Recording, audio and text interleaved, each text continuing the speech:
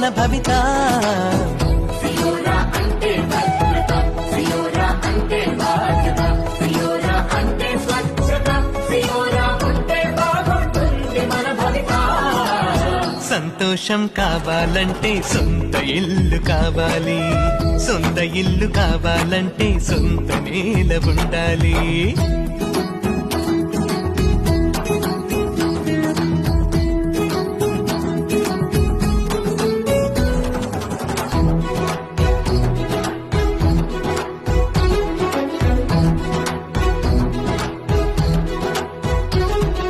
కనువిందులకు దగ్గరగా, కాలుష్యానికి దూరంగా, సౌకర్యాలకు చేరువగా, శాంతులకి తీరంగా, ఉన్నతమైన ప్రమాణాలతో ఉత్తమమైన ప్రణాళికలతో మధ్య తరగతి పేద తరగతి అందరికీ మరి అందుబాటులో